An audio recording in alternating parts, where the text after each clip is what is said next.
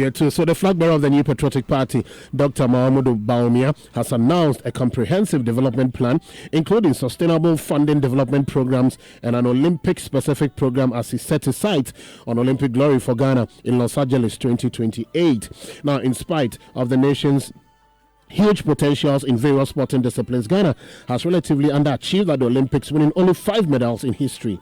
Now, speaking at the launch of the NPP manifesto in Takoradi on Sunday, Dr. Bawumia said his government will start an Operation Olympics Glory program by dedicating resources towards the preparation and readiness of our athletes for the 2028 Olympics to be held in Los Angeles in the United States of America.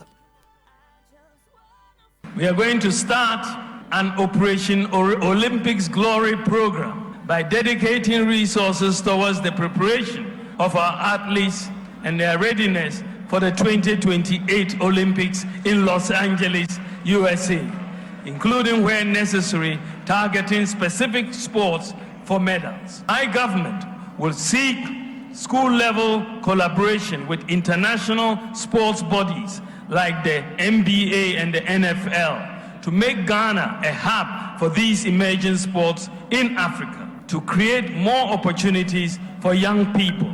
We have already tried this with the NFL, the governing body for American football.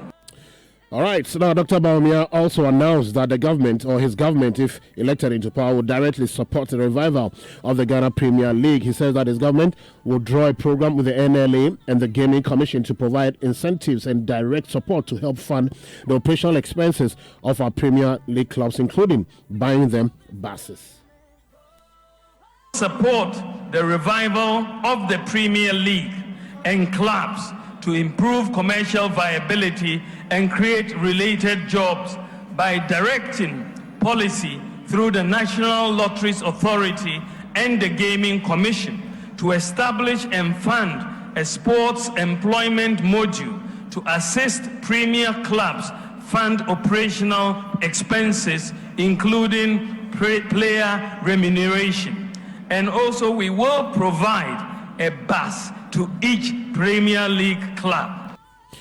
All right, so now meanwhile, Dr. Bawumia has also announced his government will build 6 new stadia in the new regions, in the new 6 regions, as well as a standard stadium for Sunyani. And we will build 6 5,000-seater capacity stadia for the new regions, the 6 new regions, and we will build a standard stadium for Sunyani because of their love of football and the many clubs in Sunyani. We will, ladies and gentlemen, also upgrade the surfaces of our football pitches to meet the highest international standards. And so we will be seeing an upgrading of the stadia in Kumasi, Accra, Cape Coast, Tamale, and Esipong to make sure that they meet the highest international standards. All right, we'll bring you more in our subsequent bulletins on the Vice President's plans for sports development here in Ghana if he takes office in 2025. All right, now to some club football stories. And Israelman FC, they marked their debut in the CAF Confederations Cup in grand style with a commanding 3-0 victory over Chadian side TP Elect Sports. Now the Ghanaian FA Cup champions delivered a scintillating performance at Accra Sports Stadium, scoring all 3 goals in a dominant first half display. Mohamed Abdul Rahman was the star of the match, netting a brace within 6 minutes. Sandwich between Rahman's goals was a well-taken free kick or strike by Kwabena Mieda in the 34th minute, effectively sealing the win for Israelman FC. Now, coach of the club, Yapreko, although happy with the result, is concerned with the slow start of the game. Well, we didn't start the game very well, the way we wanted. The first 15 minutes, I think we were a bit jittery. But gradually, we warmed ourselves into the game. We started making the ball simple. We started using the flanks as we're good at, because our wingers are very fast. And they were playing high. So I told my boys, all you need to do is, when they come high, we play 1-2, and then we go long, which started working, and you saw it. The goal came. Immediately we started, the goal came, the confidence came, and then the boys started playing good football, especially in the first half. Now, Yarpreko, however, says that he's proud of the boys for delivering such a comprehensive win in their debut appearance on the continent. Very proud, very proud. We should have at least scored more, especially in the second half. We lose a little bit of balance. The substitutes didn't really help. The substitution didn't really help. But it's our first international, like you said, first continental, and for us to away from home, for us to get 3 goals here. I'm very proud of the boys. Work in progress. I've been with the team. We're just barely 3 weeks, but they are responding to how we want to play, and there's more to come.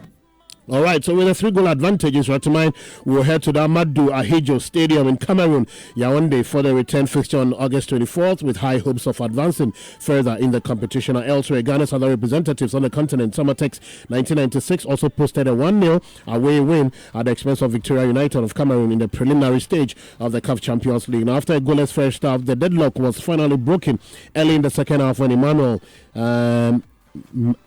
Mama found the back of the net, out-jumping his markers to score the only goal for that is Summertex 1996. Now, with Mama's crucial strike, not only gave Summertex the lead, but also ensured that the Ghanaian side left Cameroon with a vital away victory. Now, so the foreign leagues have started, with the exception of that is Germany, that is starting next weekend. So let's check out how some of our players performed over the weekend. Some Ghanaians were on the score sheet for their teams. Antoine Semenyo scored for Bournemouth in their draw, 1-1 draw with Nottingham Forest. Kwampuku scored a brace for Peterborough in their win over Shrewsbury Town. And then we also have Mohamed Fusseini getting the match winner for Union St. Gilios and Gilios there. We also have Albert Adama scoring for Walsall in their 4-0 win over Swindon Town in League 2. And former Sante Kotoko star Isaac Opom scored for Moldovan club Spartani Sportul. Now, so to England, and Thomas Partey had a good game for Arsenal in their 2-0 win over Wolves. Mohamed Kudus impressed despite West Ham losing 2-1 to Aston Villa. Jordan Ayew saw 21 minutes of action for Crystal Palace in their 2-1 loss to Brentford. And Jojo Wallacott kept a clean sheet for Crawley in their 1-0 win over Cambridge United. Now in Spain, in the La Liga, we have Abdul Mumin was involved in Rayo Vallecano's 2-1 win over Real Sociedad, and in the La Liga 2, Baba Idrisu came on as a substitute to feature for Almeria in their 2-2 draw against Racing Santander. In Italy, in Serie A, Emmanuel Jesse was in action for Empoli in their goalless draw against Monza. We also have Alfred Duncan lasting 90 minutes for Venezia as they lost 3-1 to Lazio. And in France, in the Ligue 1, Mohamed Salisu played 90 minutes for Monaco. They defeated Saint-Etienne by a goal to nil. Elisha Wusu was in action for Auxerre in their 2-1 win over Nice. And Estrella saw 76 minutes of action for Lyon in their 3-0 loss to Rennes. And then we also have Olidou Seydou lasting 87 minutes in the game for Rennes. In Serbia, Ghanaian trio of Ebenezer Annan, Edmond Ado, and Samuel Owusu were all involved for OFK, Bograd in their 1-0 win over TSC. And in Turkey, Joseph Atama saw 90 minutes of action for Kai Serispor in their 2-1 win over Sivasspor. And Jerome Opoku was also in action for Basakeshe in their 4-2 win over Alan Yaspor. Silva and Erling Haaland blasts his way through and rips into another new campaign. He's just taken one touch too many, but it's his strength, it's his power. Kovacic, that's how you do it. A second goal set to open the new campaign with a win. All right, and Manchester City began their pursuit of a 5th consecutive Premier League title with a comfortable 2-0 win at Stamford Bridge to ruin Enzo Maresca's first game in charge as Chelsea's head coach. City boss Pep Guardiola says it was great for him to manage these players at Man City.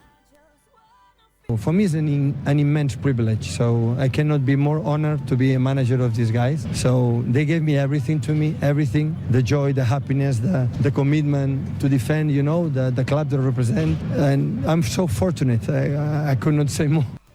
All right, so Pep Guardiola there for you, and he's very happy about that win. Chelsea boss Enzo Maresca admitted they didn't take their chances in a game. They played well.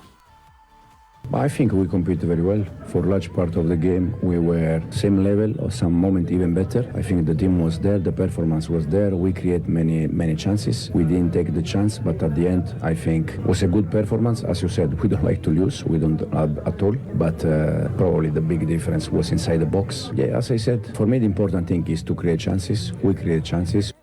So yesterday, Raheem Sterling was not part of the squad, or the matchday squad, and he and his agents are surprised about the omission, or his omission from the game, and they released a statement yesterday, not too good for a start for Chelsea.